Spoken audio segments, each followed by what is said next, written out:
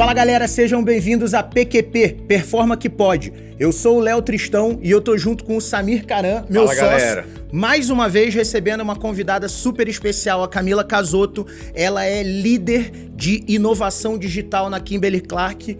Camila, muito obrigado por aceitar o desafio aí de bater esse papo com a gente. Bem-vinda. Temos muita coisa em comum. Vou começar falando, voltando de licença maternidade. Olha que legal, hein? Muito legal, hein? E é a primeira empresa da sua vida essa?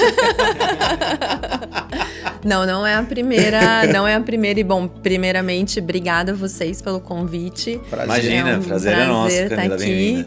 Acho que é o primeiro evento fora da empresa que eu participo desde que eu voltei. Tem um mês que eu voltei. Legal. Falei que ia ser meio desafiador, porque como eu estava dizendo... Eu tava bem monotemática, né? Só falando de bebês, fraldas, enfim, roupinha, testando os nossos produtos. Eu falei que agora eu fiz... Sim, verdade. Sim, todo sou sentido. heavy user. Voltei cheia de feedbacks. A gente falou que vai juntar as últimas mães para fazer uma sessão de feedbacks, enfim, de cocriação. E esse é o primeiro evento que eu participo desde então. Que honra então, pra gente, então. Obrigado você. É um prazer estar aqui. Espero que a gente consiga te receber à altura, né? Com certeza. Mas vamos lá. Camila, eu gosto de abrir falando um pouquinho. Fala um pouquinho da tua trajetória, como é que você chegou até aqui, quem era a Camila do passado. Como parar aí, né? Tá. Bom, para começar, eu sou formada em Química. Legal. Pela USP de São Carlos. Fiz uma pós na Unicamp em inovação, para conhecer um pouco mais esse bicho, né? Que, eu já estou um pouco nessa jornada desde mais ou menos 2013. No Instituto de Química mesmo? Pós também? Não, eu fiz eu acho que faz parte de Geologia, de ciências, alguma coisa que tem uma legal. pós. É porque eu estudei lá também. Aí bacana. Dou aula também, alguns cursos lá de pós. Mas legal esse daí de inovação, não conhecia. Eles têm uma pós de inovação ali com o professor Rui Quadros. Legal. Em que ano foi a pós, Camila? A pós foi em 2016, 17. Legal. Mais ou menos. Depois fiz também alguns outros cursos para transformação digital, enfim, porque daí foi um pouco voltando, né, a minha trajetória. Então, eu sou química, sempre trabalhei como pesquisadora. Passei por Faber-Castell, 3M e fui parar na Kimberly-Clark também como pesquisadora. Na área, tá. Na área, P&D. P&D, legal. basicão, assim, de bancada e tal. Bacana. E aí, na Kimberly... acho que essa história com a inovação começou muito forte na 3M, né? Que tem muito essa coisa da mentalidade de inovação. Acho que a escola começou aí. Foi uma boa escola. E eles são fantásticos. Sim. Você ficou quanto tempo na 3M? 4 anos. Eu trabalhava com o Scott Bright. Nossa, tem empresa então, né? Uma puta escola mesmo. Muito bacana. Foi legal. Uma puta escola.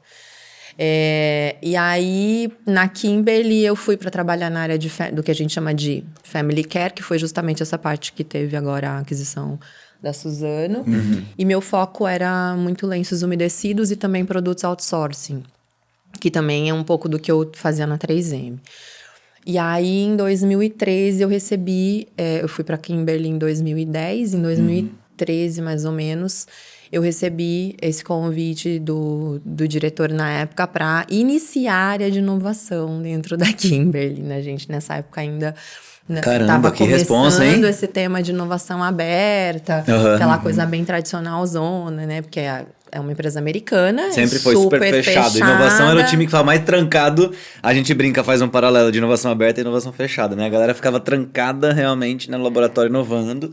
E aí, como é que você convence que não? Para inovar, a gente tem que abrir. Eu vi um trecho de um podcast da IBM. Cara, eu devia ter salvado. E depois eu tentei achar e não consegui. Mas uma pessoa falando que na época dela, na IBM, a equipe de inovação era bom que as pessoas nem soubessem que eles trabalhavam na IBM. Porque era um negócio tão... Aquelas portas giratórias de controle de acesso. Tipo cofre para acessar, né? Sim. E realmente a mentalidade era muito diferente, né? Sim. Porque a gente encarava que aquilo ali era o quê? Pesquisa de patente. Né? Exato. E tinha que se blindar de espionagem industrial. Eu tenho uma história boa. Tinha uma área que já não era de inovação, mas tinha os resquícios, tinha detector de metais. Não, detector de metais. metais pra saber se não tava levando nada, chip e tal, porque é uma área de pesquisa de chips. Tem uma história boa, mas falando um pouco disso, porque era bem isso na Kimberly. E principalmente se a gente vai para os Estados Unidos, que é onde está o headquarter e tudo, e tem um time de inovação de P&D muito forte lá dentro. A primeira vez que eu fui, que foi em 2010, quando eu entrei na Kimberly, eu fiquei espantada com a estrutura de P&D que eles têm lá. O prédio lembra o prédio da USP de Química, os laboratórios, o formato, um negócio absurdo, os equipamentos que os caras têm para fazer pesquisa interna mesmo. Então, tudo praticamente era desenvolvido internamente. Legal. Né? E aí, quando a gente começou a falar de inovação aberta, a hora que a gente ia com esses caras, porque muita coisa era desenvolvida interno e baixava para as regiões, e a gente só dava aquela tropicalizada e jogava para o mercado... Você tá louco que você vai falar com uma universidade sobre a nossa tecnologia e a Kimberly é cheia das patentes, enfim. Então, isso era um negócio humanamente impossível. E aí, você tá falando desse negócio super fechado de detector de metal. Eu tive uma experiência em 2013 mesmo. Eu fui fazer um cross-border na Coreia do Sul. Que legal! Pela Kimberly, eu tocava um projeto de desenvolvimento e eu trabalhava muito com a Coreia. Muito com o time deles, que lá também eles tinham uma estrutura absurda. Mas lá eles já trabalhavam melhor com essas coisas de outsourcing, porque o mercado lá tem muita coisa, Sim. Então eles fazem muito bem essa coisa do outsourcing, mas quando vai desenvolver algo interno, é extremamente fechado. E eles eram fechados como estrutura, eles não compartilhavam com a gente aqui na América Latina. Nem dentro da empresa compartilhavam. Eu lembro de uma situação que isso pra mim foi uma coisa muito bizarra, e a gente contava essa história aqui dentro, eu contava, o meu diretor falou assim, você tá falando sério? Eu falei, não, eu tô. Eu tinha que marcar reuniões com os times de P&D lá, até pra trocar experiência e falar do projeto que eu tava tocando com eles. E tinha a estrutura global, eles tinham um centro de inovação global que ficava lá, e tinha um centro local que também desenvolvia produtos para a Coreia, para a região ali. E aí, eu lembro que eu tinha que marcar essas reuniões e eles ficavam em ambientes separados. E tinha uma porta que separava, né? Uma porta de vidro. E o cara, o gerente falou assim, Camila, vamos marcar tal horário, você fica na porta, eu vou te pegar na porta. Eu não podia entrar sozinha. De tamanho era o medo deles de eu pegar alguma informação, fazer alguma coisa. Cara, eu da mesma empresa, tipo, né? Mas esse era um mindset predominante. Normal, né? Esse era o normal. Eu acho que as empresas, elas já tratavam muito bem. As empresas grandes, as empresas que prosperaram, quando a gente olha para trás, eu pelo menos fico cada vez mais convencido disso. Quando eu analiso as empresas que se tornaram centenárias, foram as empresas que melhor praticaram a ambidestria antes da gente falar disso. Sim. Interessante. Né? A gente falava, você pode olhar para trás, pelo menos eu não achei nenhum exemplo diferente ainda, não, mas isso não é uma teoria, é uma hipótese minha, né? De que as empresas praticavam muito bem a ambidestria. Então, tinham as pessoas que estavam olhando o futuro da empresa e tinham as pessoas da operação. O que era muito diferente no passado é que realmente essas pessoas, elas praticamente se comportavam como se estivessem em empresas diferentes. Sim. O cara da operação não tinha nada a ver com o cara de futuro e o cara do futuro não queria nem saber dos problemas da operação. A operação podia estar cheia de problemas. Falei, cara, isso aí é com vocês. Tô aqui inovando. Exato. E tem uma entrevista, de novo, vamos falar da IBM, né? Do CEO da IBM, eu não lembro o primeiro nome dele, o Gessner, lá, já eu lembro o primeiro nome dele, que ele falou isso, que uma das primeiras coisas que ele... Lu, não era? Acho que era Lu. Lu Gessner. Bom, enfim, depois eu dou uma pesquisada rápida aqui. Mas eu acho que é isso. Inclusive, ele escreveu um livro que é uma das leituras que eu já recomendei para todo mundo. Quem disse que os elefantes não dançam, que ele conta essa a história da reconstrução da IBM.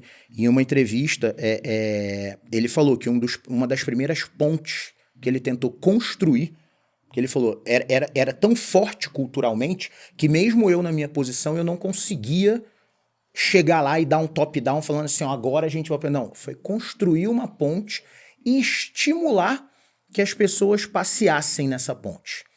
Era o máximo que eu conseguia fazer como líder máximo do negócio. Então, olha como realmente eram estruturas. Sim.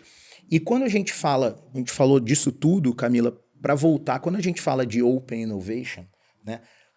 Eu juro que eu ainda não entendo qual foi o momento em que as empresas falaram, cara, não dá mais para eu ficar fazendo tudo dentro de casa, não dá mais para eu ignorar o que está acontecendo lá fora, porque foi bem isso. Isso. Né? Em algum momento aconteceu algo, e eu não sei se foi a indústria de tecnologia que fomentou isso. Junto com o advento de startups, acho que a popularização e a ascensão de empresas muito rapidamente. Isso, né? Falou, pô, o que esses caras estão fazendo de diferente, o Google, né? Cara, o crescimento do Google foi muito exponencial. Né? O crescimento da Amazon foi muito exponencial. Né? A gente falar hoje de Microsoft e que eu particularmente sou muito fã, né, da Microsoft e da Apple, mas são empresas muito antigas, que também tinham departamentos de inovação extremamente arrojados. No caso da Apple, da Microsoft também, né? Tinham gênios lá dentro que puxavam as coisas sozinhos. Mas em algum momento o Open Innovation foi as empresas tradicionais falando, cara, não dá mais. Como é que foi essa virada para vocês lá? Assim, teve esse momento que você falou, como você está há bastante tempo, acho que é legal. Provavelmente você viu isso acontecer, desse contexto aí de fica fora da porta que você não pode entrar, até chegar no contexto que está hoje. Conta um pouquinho, como é que foi essa transição, essa evolução da área de inovação, então? Não, bacana, porque eu peguei exatamente isso. Então, o que foi importante para essa mudança foi trabalhar a cultura, trabalhar as pessoas, né? Legal. Que é isso, é o que a gente estava falando aí antes de começar, né? Não existe inovação sem pessoas. Então, foi trabalhando mesmo a cabeça, o pensamento, dizer, olha, e mostrando, né? Olha, se você não começar a se abrir, se você não começar a fazer isso com parceiros, primeiro, é muito custoso, você não consegue implementar. Que é isso, tudo que era desenvolvido interno chegava aqui a um custo absurdo. Como é que eu vou implementar? Então, se eu não conseguisse desenvolver parceiros locais para fazer isso para mim, eu não ia conseguir emplacar. E outra, eu ia ser atropelado, né? Porque eu tava vendo já os meus parceiros se desenvolvendo, e aí, eu vou continuar fechado? Eu vou continuar fazendo tudo interno? Então, foi realmente fazendo trabalhos junto à liderança, porque a liderança também tinha uma cabeça ainda fechada. Então, foi fazendo trabalhos junto com a RH e eventos, e chamando o pessoal para participar de eventos, trazendo muito tema, criando a área que começou a estabelecer quais seriam os... Não podia ter processos tão engessados, né? Porque também, se você começa a engessar, você também não consegue inovar. Mas criar um mínimo de fluxo, né, de trabalho que você conseguisse interagir com as outras áreas e falar muito do tema. A gente fazia muito eventos, chamava as pessoas para participar de eventos, trazia pessoas para conversar com a gente, mostrar o valor que aquilo que a pessoa estava desenvolvendo com outros parceiros dava resultado e a gente podia ir por aquele caminho. A gente passou por aquela fase, né, que eu tinha que encontrar parceiros internos que topassem fazer aquilo, né? Bateu muita cabeça, porque, claro, inovar, nem tudo, vocês sabem melhor do que eu, né? Que nem tudo vai pra frente. Então, testa, faz, fail você faz, fast, né? Fail fast, que agora, né, tem isso, naquela época nem falava de fail fast. Falhou, esconde, fica quieto. Era um erro, nossa, mas ele deu errado. Errou porque falhou. Então, foi um pouco nisso, achando pessoas dentro da companhia, líderes que estavam afim, que compartilhavam, exatamente. Mindset. E aí foi uma coisa que foi permeando a empresa. E isso foi muito bacana, porque hoje eu vejo, né, depois aí de 10 anos nisso, ali dentro, eu vejo muito resultado. E acho que uma prova disso é que hoje eu tô dentro da área de TI. Eu nunca imaginei que eu, naquela época, né, que eu ia trabalhar com inovação dentro da área de TI. Uma química, né, exatamente. Que sempre atuou com... E hoje faz total sentido a área de inovação tá 100% ligado à TI. Não só, mas você precisa ter uma estrutura. Hoje na Kimberly, por exemplo, a gente tem uma área de inovação dentro de P&D, a gente continua tendo. Tá bom. Porque eu preciso desenvolver produto, eu preciso desenvolver novos materiais, mas eu tenho uma área de inovação, a qual eu faço parte dentro da área de TI, para trazer as tecnologias emergentes. Legal. Camila, você falou 2 pontos aí referente à cultura, que a gente viu praticamente algo em comum com os clientes, com os nossos clientes, quando a gente conversa com eles, né? A primeira, a questão de adequar processos, né? Normalmente, principalmente numa empresa grande, o que acontece? A empresa está muito ligada, é muito regulada, o que é normal. Quanto maior uma empresa, maior o nível de controle que você precisa para manter saudável a operação do dia a dia. Né? Dizer para mim que controle é desnecessário é utópico. É utópico. Existe uma medida aí até quando eu tô apertando demais ou eu tô frouxo demais, mas enfim, que você precisa ter controles, você precisa. Né? E aí, quando a gente vai trazer uma cultura de inovação, essa cultura, ela passa pela flexibilização de algum desses controles. Exato. Ou criar tipo uma área de descompressão. Ó, você consegue vir até aqui. Até aqui você tem liberdade. Daqui para dentro, aí a gente vai precisar adequar algumas coisas. O Léo Pinheiro, que é o nosso elo de ligação, sim, né? O Léo Pinheiro fala muito sobre isso, aquele negócio da bolha permeável. Bolha permeável, né? Tem uns exemplos que são maravilhosos. Esse exemplo é muito bom. E a outra, que eu particularmente acredito muito, que é um catalisador da mudança da cultura, é você começar a entregar resultado. Com certeza. Então, você falou de duas coisas que para mim são os dois principais fatores que facilitam a adequação cultural. É você flexibilizar alguns processos e você começar a entregar resultado. Exato. Por isso, quando a gente vê os horizontes da inovação, toda vez que a gente conversa com alguém, a gente fala, cara, vamos no H1. Vamos no H1. Sim. Primeiro vamos convencer as pessoas usando a forma mais fácil da gente entregar resultado. Porque isso naturalmente vai diminuir a nossa resistência à mudança. Sim. Porque se você começa a entregar resultado, uma outra referência de livro muito boa, que é a história do Jack Welch, quando ele contou a biografia dele, quando ele estava... quando ele galgou a hierarquia da GE, né? Ele falava que era engraçado quando alguma coisa na GE começava a funcionar de uma maneira diferente, entregar resultado, não interessa onde fosse.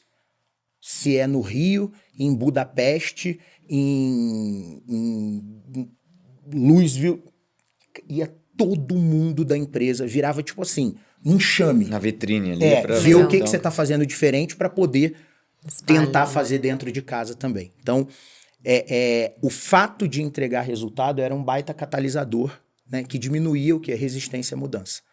Porque a gente já falou sobre isso algumas vezes, né? Todo ser humano, por mais pra frente que ele seja, tem sempre uma... Cara, mas isso tá funcionando. É intrínseco ao ser humano, não, né? E não é o cara mal-humorado, não. É intrínseco a nossa... o ser, né? Uma vez eu estava conversando com um psicólogo que contou exatamente isso. Falou assim, não é que as pessoas são resistentes à mudança. O ser humano foi criado para estar em zona de conforto. Para, aqui tá quentinho, aqui tá bom, né? Por que eu vou... me arriscar lá fora e vai vir um predador aqui. Então, zona de conforto faz parte do nosso... E aí, pegando até uma carona, genética. No que o Samir fala, e eu acho bem verdade, eu queria ouvir sua opinião sobre isso, Camila. O Samir tem uma frase muito boa que ele fala assim, o ser humano não é resistente à mudança. O ser humano é resistente a uma má comunicação de mudança. Sim. Mudanças rápidas, né? Mudanças que geram medo, bruscas. Que não foram bem comunicadas, etc. Na tua vida, você também tem essa percepção que a comunicação também é um habilitador para a gente diminuir essa resistência natural que a gente tem? Com certeza. Eu acho que, bom, é o que eu falei, para fazer essa mudança a gente precisa comunicar, né? Então, acho que comunicar e claro, é algo que vai acontecer aos poucos. Não adianta você querer virar uma chave do dia para noite e falar, agora a gente tem um programa de inovação aberta, agora eu faço parcerias com startups, vem cá, se eu não tenho todo mundo alinhado, porque e com esse mesmo pensamento, porque é o que você falou, eu vou esbarrar em processos, o cara ele vai falar assim, cara, eu faço, isso aqui é assim, não adianta você querer entrar aqui agora e fazer assado, que não vai rolar. Então, ou eu alinho os astros primeiro, né, comunicando, engajando, ou não vai acontecer. Porque não é só a área de inovação que precisa estar nisso, né? Todas as áreas da empresa que vão participar desse projeto precisam estar... minimamente falando a mesma língua. Uhum. E acho que tem outro ponto que você trouxe, que é a questão do resultado. E eu nunca vou esquecer disso, né? O diretor da nossa BU de Scott Bright na 3M, ele já não está mais lá, enfim, mas para mim ele foi um dos meus grandes professores de não só de inovação, mas de negócio, enfim, tudo. E ele tinha e não só ele, mas outros diretores tinham um tapetinho na porta da sala que dizia assim, show me the money. Porque no fim é isso, cara. Não adianta também você só querer fazer fazer o programa XPTO, fazer lá, se no fim do dia você não vai trazer o resultado. Boa. Né? Então, você pode erra rápido, faz tudo, mas no fim do dia me entrega a grana, porque senão também você não vai ter grana para continuar fazendo, né?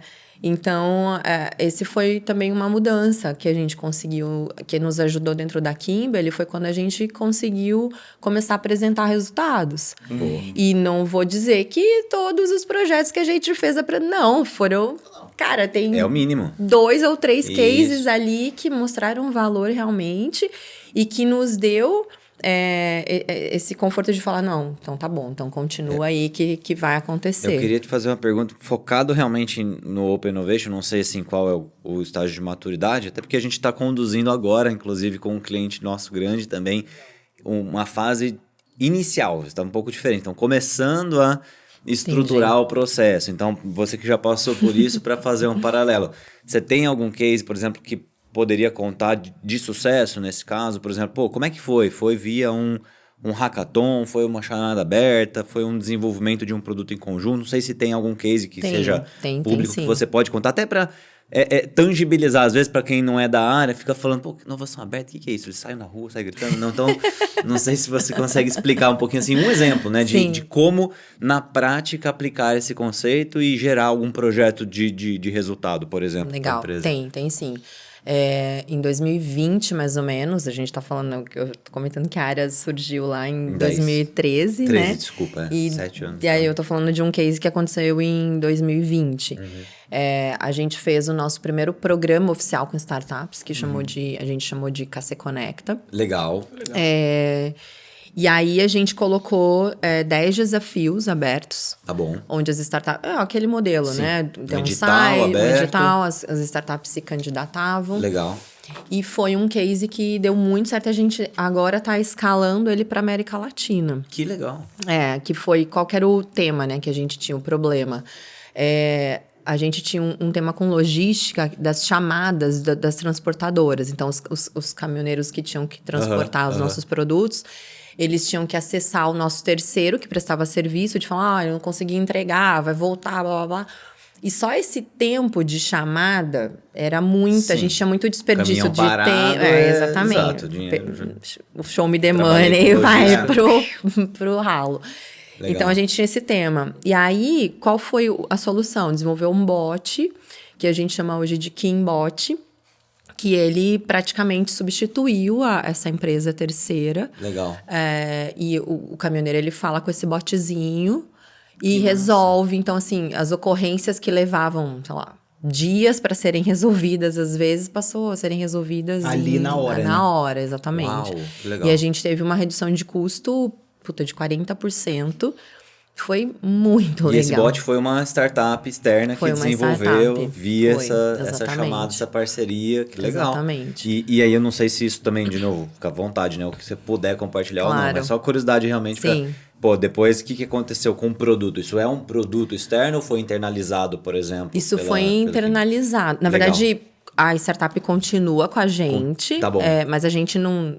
Eles prestam serviços pra gente, né? Continua como um fornecedor. Fornecedor, né? Exatamente. Legal. A gente não internalizou isso, não. Tá bom. E aí, agora a gente tá escalando pra América Latina. Para outras unidades. E a velocidade, como é que você faz um paralelo? Se vocês fossem desenvolver esse projeto do zero, peraí, área de TI, estrutura, ou contrata gente... Não, olha só, vamos parar pra pensar o tamanho da Kimberly. Sim. Com que prioridade isso ia entrar no portfólio de projetos de TI? É isso que eu queria. E não é porque a área de TI é resistente. Tá lá implementando o SAP, sei lá. Exatamente. Com seus desafios. Tantos projetos corporativos, que são aqueles projetos top-down da matriz, que você tem que executar localmente, e o time fica sobrecarregado. Exatamente. Aí você vai pedir headcount, via de regra a resposta não padrão.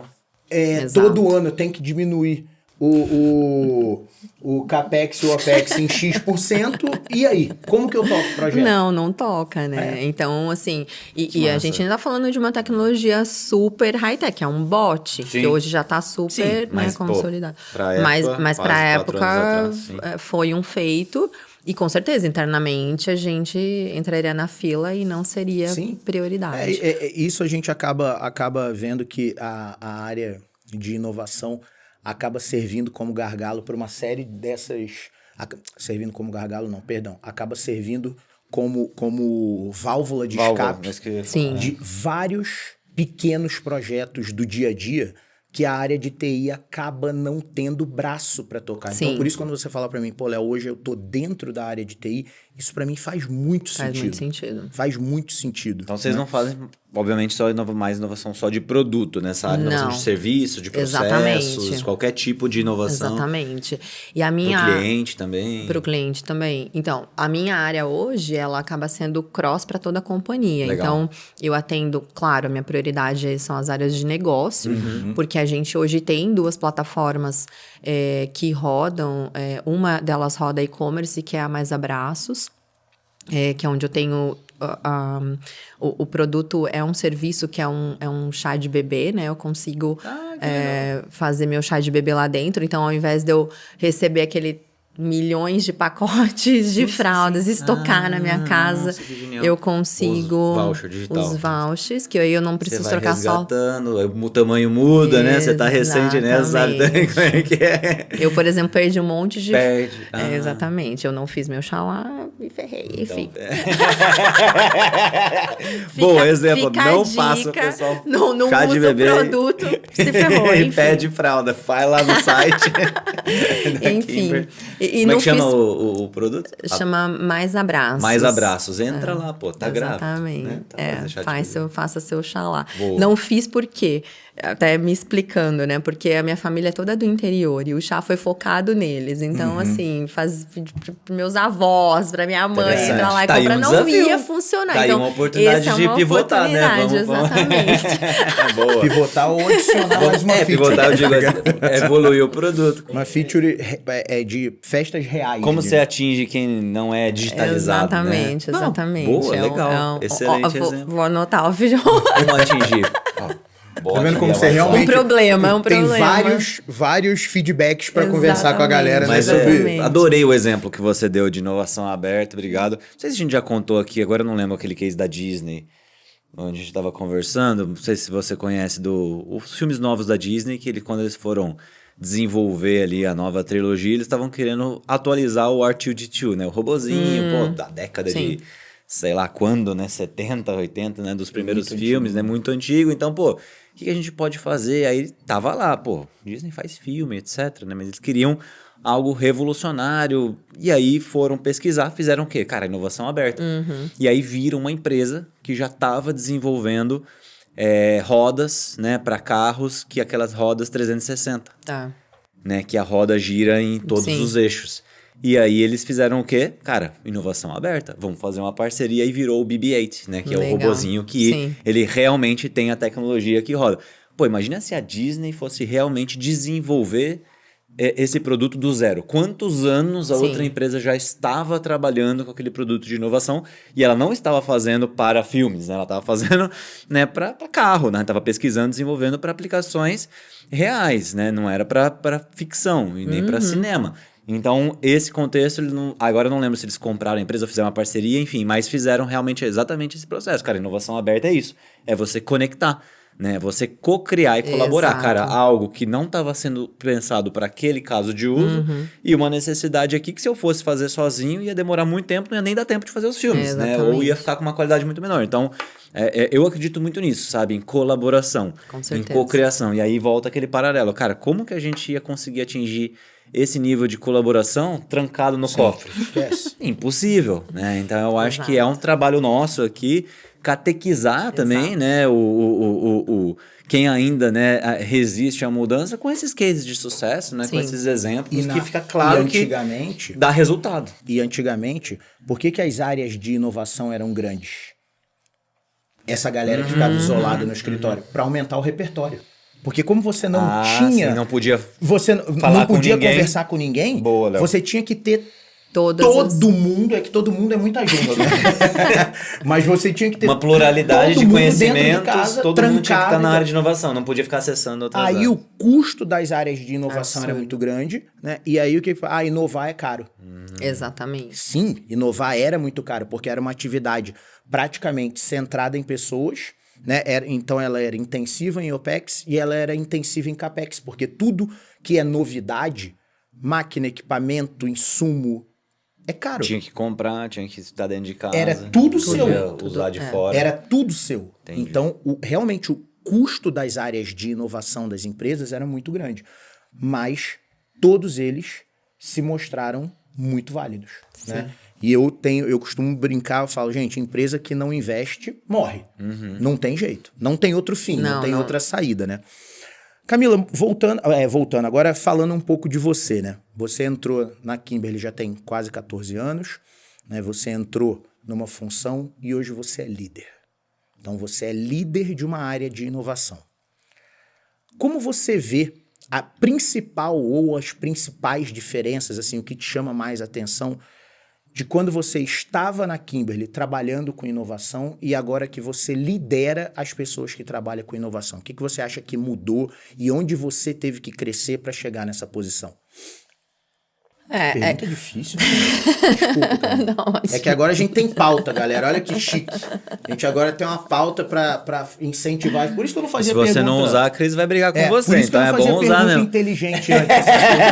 Não tinha pauta e eu não seguia nada. Não, legal. Mas, assim, é engraçado. Você vai falar, putz, você é líder, a posição tá como líder. Na verdade, eu não tenho um time abaixo de mim. E eu entendo isso. Eu entendo, porque você lidera processos e ferramentas. Exatamente. Então, Você mas tá liderando a empresa, né? Assim, cross, matricialmente, exatamente, fazendo mas as eu não- outras pessoas...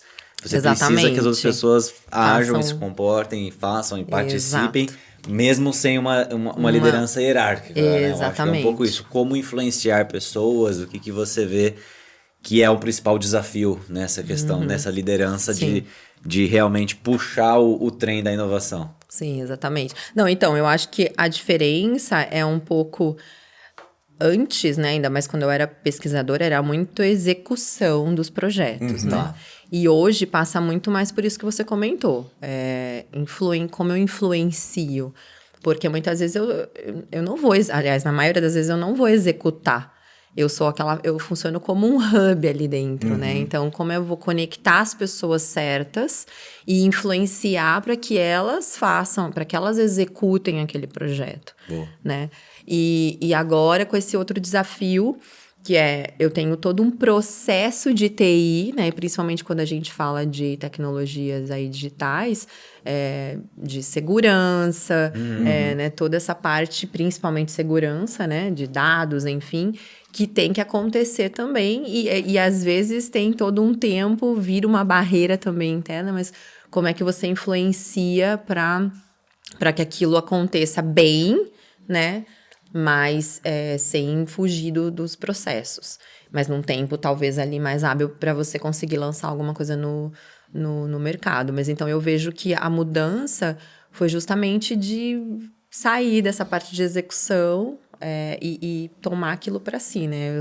E o fato de você não ter pessoas diretamente abaixo de você te traz um pequeno desafio, que é o seguinte: você perdeu a influência direta. Você agora tem que inspirar as pessoas. Exatamente. Você exatamente. tem que ter um comportamento em relação à inovação que inspire as outras pessoas a falar: eu vou seguir a Camila. Eu acho que ela tá... Cara, mas é um baita cenário desafio. parecido com vários clientes e contatos nossos, assim, fazendo benchmark até. Por Sim. exemplo, a gente tem, uma das maiores farmacêuticas aqui do Brasil, um cliente nosso, tem...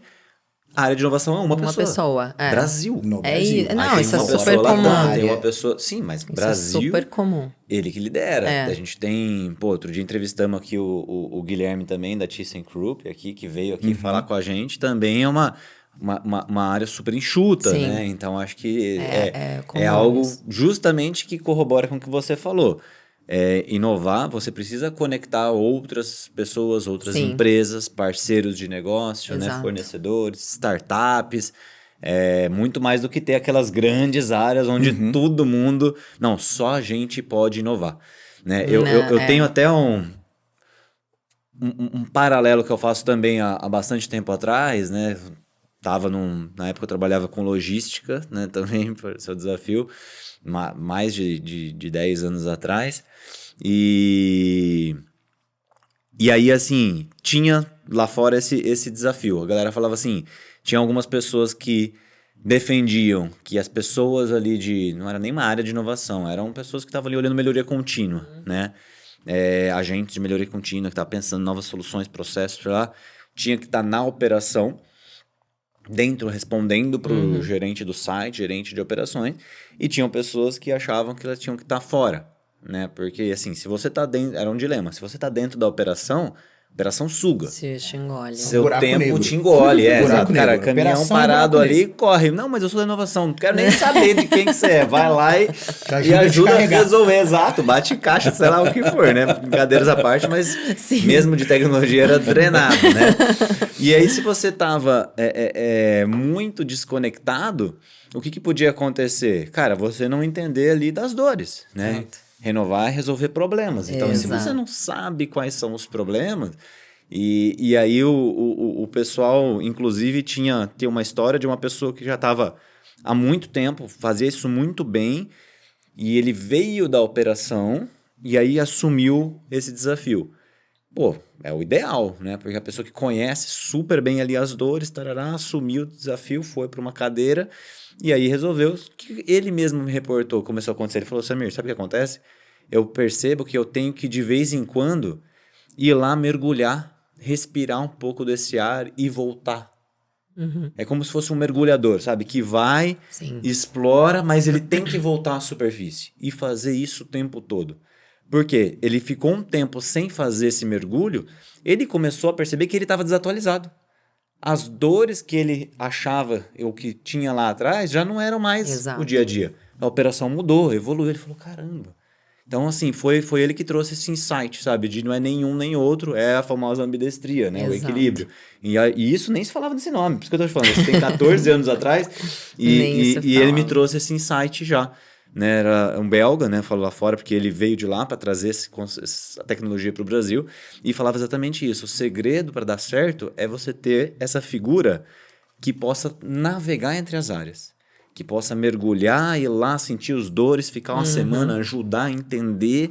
E aí, realmente, mas ele tem que voltar para respirar aqui o oxigênio, porque senão ele é dragado, né, pro fundo do mar e não sai mais. Então, ele tem que voltar e respirar. Não à toa, a teoria do design thinking começa com uma imersão. Sim. É isso. A primeira coisa é você se sensibilizar ali com o que está acontecendo. Sim. Né?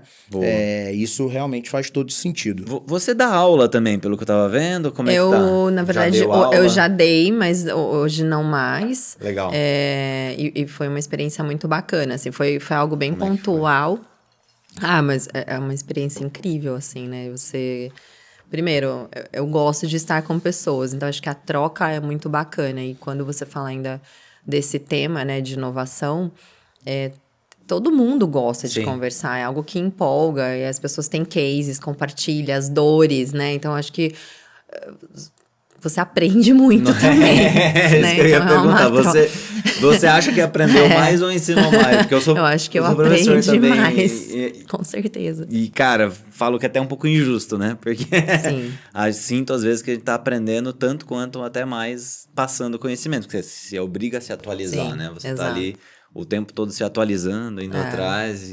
Não, mas eu acho que durante... Faria de novo? Faria sim, mas... Não, mas olha só, trabalhando o dia inteiro. Com uma bebezinha de 8 meses em casa. Se você não tem tempo para dar aula, você vai ser a minha professora de gerenciamento do tempo. Gestão do tempo. Hoje acho que não, nesse momento, claro, né? Mas acho que futuramente pode ser, sim, porque é muito gostoso, né? Ter essa troca. Acho que é o refresh que vocês estavam falando que a gente precisa, né? Voltar para a superfície para se inspirar. E voltando um pouco nesse ponto, desculpa, que vocês estavam falando, que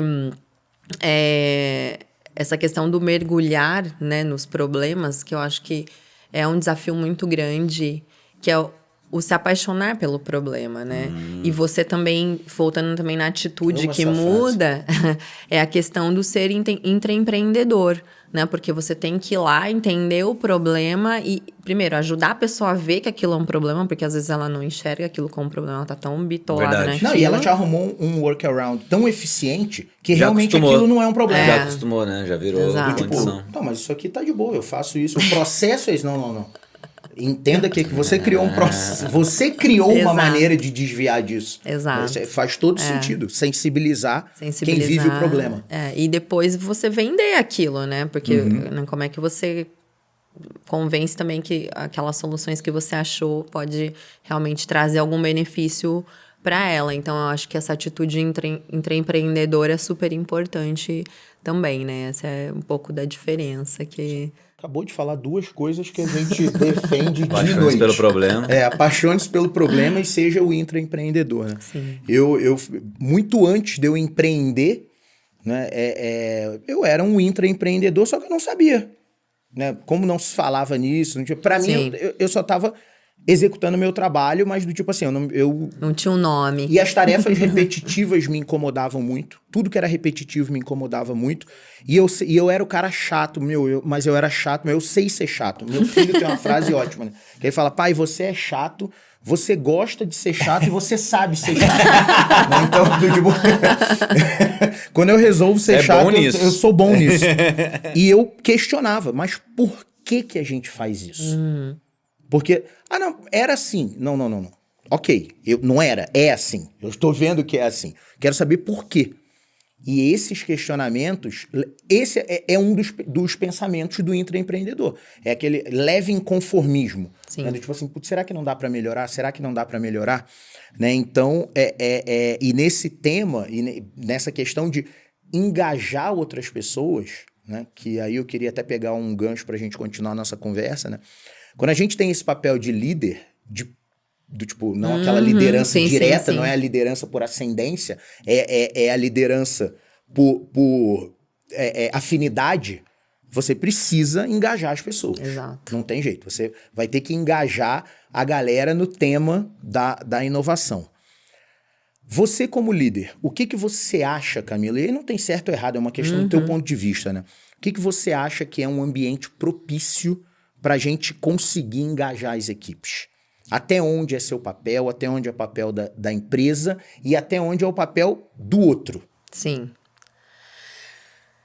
Bom, eu acho que um ambiente propício, eu acho que tem que ser um ambiente que as pessoas... Como eu vou dizer? Porque às vezes as pessoas acham que... Pra mim tem que ter segurança envolvida. Tem que todo mundo se sentir seguro. Com certeza, tem que ser um ambiente seguro. Não tem certo ou errado. Cara, me dá a sua opinião. Como é que é? Qual que é a ideia ruim? É a ideia não dada. Não dada, exatamente. Fala. Né? Então eu acho que segurança... Exato. E acho que chamar as pessoas que estão um pouco nessa... Começar, né? Com essas pessoas que estão na mesma vibe para conseguir colocar as coisas... Trazer pessoas de fora, né? Eu acho que ajuda a fomentar, você trazer esses cases, mostrar que acontece, pegar esses cases internos também, trazer, mesmo os que não deram certo, comunicar. Por exemplo, a gente teve eu nunca esqueço disso, o meu primeiro desafio na área de inovação foi fazer um hackathon. Na época, legal. Hackathon tava bombando. Tem que fazer. Bombando, tinha que fazer um hackathon. Sim. Aí o desafio era um desafio de produto, não era um desafio de tecnologia. Não. Eu não ia fazer com os computeiros lá. Não era para fazer um aplicativo. Não era para fazer um aplicativo, era para fazer um produto novo. E aí, na época, a gente até chamou de Makerton. Né? Ele chamava Hackathon, mas quando a gente foi explicar até para os alunos, fazer toda a parte interna, a gente chamou ele de Makerton. Adorei.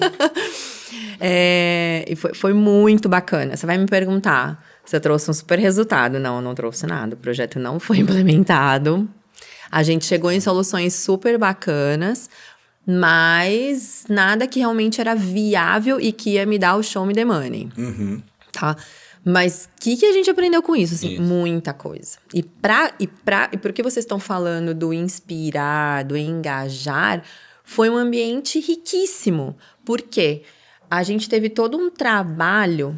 Eu chamei o presidente para abrir o hackathon. Legal. Isso foi fundamental. Porque ele tinha que estar inspirando junto comigo, né? Não adianta a Camila subir lá, fazer o RU, se o presidente não estava alinhado com isso, né? Então, ele tinha que ser a pessoa. E ele foi muito bacana. A gente fez isso interno. A gente não fez com o pessoal de TI e tal, mas a gente fez no formato começou numa sexta-feira, fim de tarde, foi dentro do escritório e acabou domingo à tarde. Que massa. As pessoas não dormiram no local, né? Porque também ia ser demais. Sim. Mas a gente saiu, por exemplo, sábado, 10h30 da noite, a gente pediu pizza pra galera que ficou lá. Foi muito bacana. E domingo a gente terminou no final do dia com a premiação. E foi um prêmio incrível. E aí o time que participou, todo mundo interno? Ou tinha gente de fora, não? Tinha gente de fora. A gente fez com estudantes. Foi com estudantes. Na verdade, não só estudantes. A gente chamou pais e mães, porque era um desafio de hugs. Então, a gente chamou pais e mães para eles participavam como do voz grupo. do cliente, vamos dizer assim. Não só. Não só. Cada grupo, a gente tinha 10 grupos de estudantes. E cada grupo, a gente convidou um pai ou mãe para fazer parte para fazer a ideia. Sim. E depois a gente teve um grupo de consumidores que foi para validação. Tá bom, entendi. Então foram grupos foi muito engraçado. Nossa, que genial. Não, ficou muito bem foi muito legal, assim, a gente fez todo aquele negócio, oba-oba de camiseta, foi hackathon mesmo, na veia, assim. Mas não trouxe nada de resultado. Mas qual foi o maior... Não. Mas o que eu... Não, o resultado show me the money. É isso. Mas o resultado... Não, cara, foi um negócio absurdo. Isso. E outra, foi um negócio que internamente... não foi uma virada de chave, mas foi aquela... Sacudiu a galera, Nossa, demais. As pessoas... A gente chamou as pessoas da Kimberly para serem os mentores.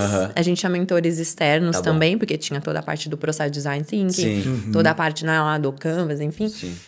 Mas a Kimberly tinha os mentores internos para ajudar com a parte de produto. De negócio, produto. Então, foi um time muito... Uau. E eles amaram fazer. Camila, foi muito legal participar, que energia e que não sei o quê. Então... Isso foi uma faísquinha que a gente acendeu lá dentro, que foi sensacional. Então, esse foi o resultado. Legal. Além de você também virar uma chavinha de falar por RH, né? Olha, eu tenho essa galera que eu posso chamar eles para trabalharem pra gente, né? Porque também ficava toda aquela parte do recrutamento e blá, blá, blá. O hackathon, ele é uma vitrine para isso também, né? Super. Então, o RH também curtiu. Então, e aí era muito legal que as áreas falavam, nossa, eu quero fazer isso também. Como é que eu faço para participar? Por que você não me chamou? O engajamento das pessoas é o melhor resultado que você pode ter, né? Meu ponto é exatamente esse, cara. Esse foi um todo mundo resultado. saiu de lá diferente. Totalmente. Né? E aí, imediatamente, óbvio, 2 dias... A gente brinca, ninguém vira faixa preta num curso de 16 horas de final de semana de jiu-jitsu, de judô. Cara, não vira. Não. Né? Agora, assim, essa faísca, cara, você, começou um negócio que talvez hoje faz um paralelo. Dá pra atribuir diretamente? Não, mas o quanto que você engajou pessoas que elas depois estavam em outro projeto, já entenderam o mindset... Compraram muito mais rápido uma ideia. Quando você falou de fazer o outro processo de novo já entendeu a linguagem. Então, em 2 dias, Sim. Vejo que é uma injeção de gasolina que você dá ali que acelerou provavelmente meses de outros projetos. Exatamente. Então, acho que esse é um tipo de ambiente que ajuda nisso. Massa. Né? Boa. Mas... eu tenho que estar sempre conversando com as pessoas, engajando, trazendo temas para desafiar, para inspirar. E a gente faz eventos internos também, onde a gente traz pessoas internas para dar depoimento, para contar cases, para falar das dores. Acho que falar das dores a gente aprende muito mais do que contar os cases de sucesso, né? Então, a gente tem muito essa troca, que eu acho que isso é fomentar um ambiente inspirador e para engajar as pessoas, né? Não adianta você também querer fazer só rodas de conversas internas ali, que a gente vai ficar discutindo mais do mesmo, nossa burocracia, os nossos produtos, nossas dores ali. Então, eu tenho que abrir, né? Eu tenho que ser essa bolha impermeável aí pra conseguir inspirar. Eu acho que quando, o meu ponto, e às vezes eu vejo que a gente... Isso acontece até dentro da própria performance, né? A gente tem boas ideias, boas execuções, mas, por exemplo, o caso de um hackathon. Aí, termina o hackathon, a gente acha que ali é o fim daquele evento. Pós-execução de um hackathon, a gente tem tanto material na mão para explorar. Tipo, fazer uma reunião com a empresa gravada, porque nem todo mundo vai estar disponível, mas a gente ter, uma agenda pós-hackathon. Olha, vamos compartilhar os resultados. Vamos fazer uma reunião para compartilhar o resultado. Não interessa que não foi para produção, mas produzimos algo. Olha, galera, a gente criou isso aqui em um final de semana. Isso. Então, olha o poder que nós conseguimos mobilizar aqui. Será... Aí começaram as provocações. Será que estamos tendo esse poder de mobilização nas nossas equipes? Será que qualquer um que estivesse ali conseguiria chegar naquele resultado em 2 dias sozinho? Sozinho, né? Então, esse é o primeiro ponto, né? Então, para mim, já é uma ação... Independente do resultado, Sim. alguém ia fazer sozinho? Não. Já é uma ação que se desdobraria pós-hackathon. Depois, vamos conversar sobre o que não funcionou. Porque provavelmente o que não funcionou em um hackathon pode servir de inspiração para algo que não vem funcionando no dia a dia. Vamos compartilhar a derrota, esse compartilhar conhecimento, né? O fuck-ups lá da performance, né? Que é do quando acontece alguma coisa errada, que a gente reúne o time todo para dar visibilidade, a gente não fala quem errou, por que errou, como errou, o que aconteceu e o que a gente imagina que pode ser feito para aquilo não acontecer de novo. Exato. O único foco é a melhoria contínua. Não tem outro foco, ele não tem nenhum caráter punitivo, não entra em avaliação de desempenho. Quando a gente compartilha esse conhecimento, é outro desdobramento de um hackathon que começa a permear as áreas. E, por último, né, abrir para as pessoas do cara, o que você faria de diferente? Porque tem algumas pessoas que elas não têm aquele, de novo, não tem certo ou errado, né, não tem aquele ímpeto de ir lá e participar, porque não gosta de lidar sob pressão, ou porque tinha um compromisso, enfim, whatever. Não é isso que importa, mas que consegue pegar aquela ideia e co-criar em cima dela. Sim. E talvez, a partir daí, gerar um resultado concreto que vai trazer resultado. Então, eu acho que essa gestão do conhecimento, essa compartilhar conhecimento pós uma atividade dessa, é de uma riqueza... Sim. Imensa. Então a gente organiza um hackathon e depois tem trabalho para 3 meses. Anos. Ali desdobrando ações, né? Eu posso fazer uma última pergunta aqui, Vamos? Porque eu acho que a gente tá indo já pra reta final. Já deu uma hora. Acabando, sério, brincadeira, muito né? rápido. Então, tava ali, será que sempre vai assim. ter papo, cara? A gente tá muito legal. Primeiro, parabéns Só aí usei pela... uma folhinha da pauta. Não, tem mais papo.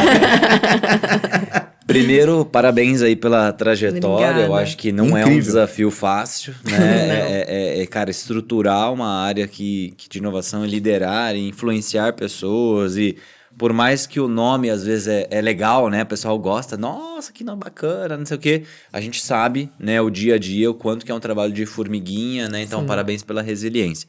E aí, queria aproveitar que você desse aí uma dica, né, para o pessoal que está ouvindo aqui, com o nosso público aqui do PQP, é um público muito linkado, né, à inovação, a empreendedorismo, e muitas vezes eles estão num contexto um pouco diferente. Então, para alguém que estaria agora iniciando uma área, né, ou por exemplo, numa empresa, cara, tô batendo na porta aqui, tentando falar disso e puxar esse trem. Que dica você daria para esse profissional que hoje, assim, dentro dos seus erros e acertos, o que você sugere que essa pessoa faça para ter sucesso, né, dentro de uma jornada aí de estruturar, de puxar, ou de incentivar, independente de uma área, mais esse tema de inovação, né, nas empresas?